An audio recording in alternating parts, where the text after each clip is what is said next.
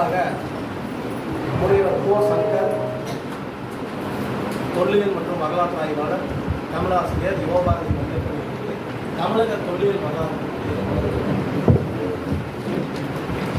பேரூராதீன குருமகா சன்னிதானங்களின் திருவடியை தொழுது பேரூராதீனத்தின் சார்பில் இயங்கி வரும் தவத்திரு சாந்தலிங்க அடிகளார் கலை அறிவியல் தமிழ் கல்லூரிக்கும், தமிழ்துறை பேராசிரியர்களுக்கும், தமிழ்துறை தலைவர்களுக்கும், அவையில் வீற்றிருக்கக்கூடிய அத்துணை பெரியோர்களுக்கும் என் முதற்கண் வணக்கம். வரலாறு என்ற சொல்லை நீங்கள் இரண்டு விதமாக பிரிக்கலாம். அந்த சொல்லில் ஆறு என்ற ஒரு சொல் கலந்துள்ளது. வரலாறு என்ன செய்யும், ஆறு என்ன செய்யும், மனிதன் என்ன செய்வான்? நன்றாக மீண்டும் ஒரு முறை சிந்திக்கலாம். வரலாறு என்ன செய்யும், ஆறு என்ன செய்யும், மனிதன் என்ன செய்வான்? ஆறு தோன்றிய இடத்தில் ஊறு தோன்றியது, ஊறு தோன்றிய இடத்தில் வரலாறு தோன்றியது, வரலாறு தோன்றிய இடத்தில் மனிதர்கள் வாழ்கிறார்கள், மனிதர்கள் வாழ்கிறார்கள், வாழ்ந்து கொண்டேதான் இருக்கிறார்கள்.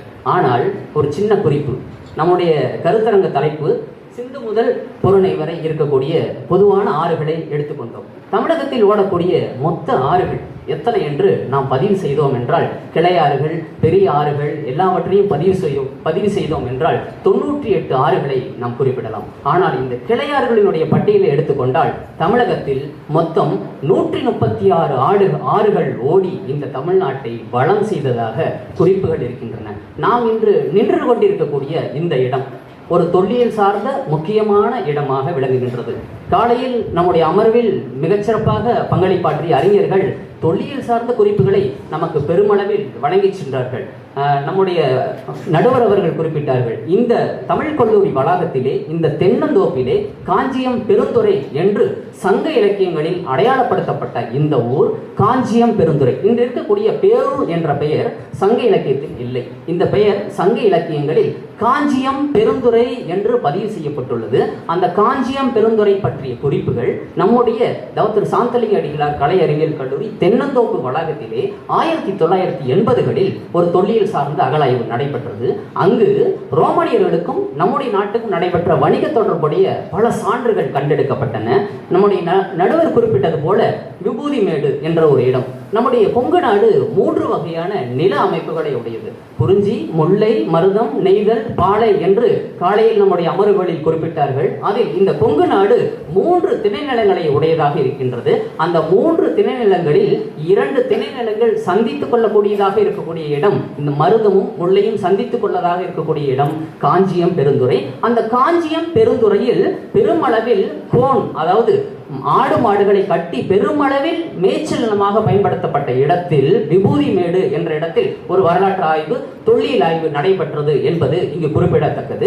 இந்த நொய்யல் நதிக்கரை நாகரிகம், நம்முடைய நடுவர் அவர்களை பற்றி ஒரு சின்ன சொல் இந்த இடத்தில் பதிவு செய்யப்பட வேண்டும். நம்முடைய CR இளங்கோவன் அவர்கள் கொங்கு நாட்டை சேர்ந்த மிகச்சிறந்த ஒரு வரலாற்று ஆய்வாளர். இந்த நொய்யல் நதிக்கரை தோன்றும் இடம் முதல் நிறைவு செய்யும் இடம் வரை கிட்டத்தட்ட 110 மைல் என்று நினைக்கிறேன். அத்தனை மைல்களுக்கும் பயணம் செய்து இந்த வரலாறுகளை பதிவு செய்துள்ளார்கள். இதனுடைய தொடர்ச்சியாக நாம் சென்றோம் என்றால், இந்த நொய்யல் நதி செல்லும் வழியில் கொடுமணல் என்ற ஒரு இடம், அங்கு பாண்டியர் காடு என்று தற்போது வழங்கப்படுகின்றது. பாண்டியர் காடு இன்னைக்கு இருக்கக்கூடிய இடம். நீங்க அங்க போனீங்கன்னா பாண்டியர் காடு எங்கன்னு கேட்டீங்கன்னா ஒரு இடத்த சொல்லுவாங்க, அது பாண்டியர் காடு இல்லைங்க, மாண்டவர் காடு அப்படின்னு ஒரு இடம். அந்த இடத்துல 2 அகழ்வாய்வு நடந்தது. பெரிய அளவுல நமக்கு பதிவுகள் இருக்குது. அதை தாண்டி ஒரு 1/2 கிலோமீட்டர் நம்ம போனோம்னா அந்த நதிக்கரையினுடைய ஓரத்துல ஒரு தென்னந்தோப்பினுடைய அருகில இன்னைக்கு இருக்கக்கூடிய நிலையை சொல்றேன். இன்னைக்கும் பாத்தீங்கன்னா பெருமழை பெய்யக்கூடிய இடங்கள்ல நமக்கு அதிகமான சான்றுகள் கிடைக்கும்.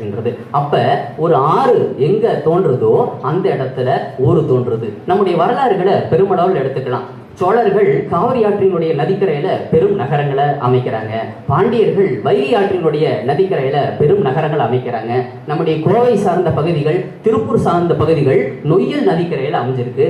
டெல்லி நகரம் யமுனை நதிக்கரையில அமைஞ்சிருக்குது. கொல்கத்தா நகரம் ஹூக்ளி நதிக்கரையில அமைஞ்சிருக்குது.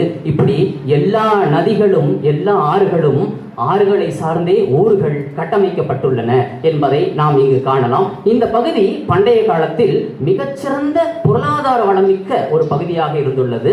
கிட்டத்தட்ட 3 நூற்றாண்டுகளுக்கு மேலாக சோழர்கள் இந்த தமிழகத்தை பெருமளவில் ஆட்சி செய்து வந்தார்கள். அதன் பிறகு பாண்டியர்களில் ஒரு மிகச்சிறந்த அரசன் எழுகின்றான். அவனுடைய பெயர் சடையவர்மன் சுந்தரபாண்டியன். கிட்டத்தட்ட கிட்டத்தட்ட 3 தலைமுறைகளா இந்த சோழர்களை பாண்டியர்களால் வீழ்த்தவே முடியல. எங்க போனாலும் அடிக்கிறாங்க, எப்படி வந்தாலும் அடிக்கிறாங்க. பாண்டியர்களால மீண்டு எழவே முடியல. அந்த சடையவர்மன் சுந்தரபாண்டியன் ஒரு அரசன் வர்றான். 20 வருஷம் இந்த தமிழகம் முழுமையும் அந்த சடையவர்மன் சுந்தரபாண்டியன் ஆட்சியின் கீழ் இருக்குதுங்க.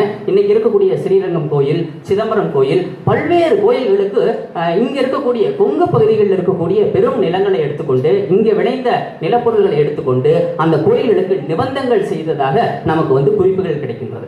ஆக வரலாறுகள் ஆறுகளால் உருவாக்கப்பட்டவை.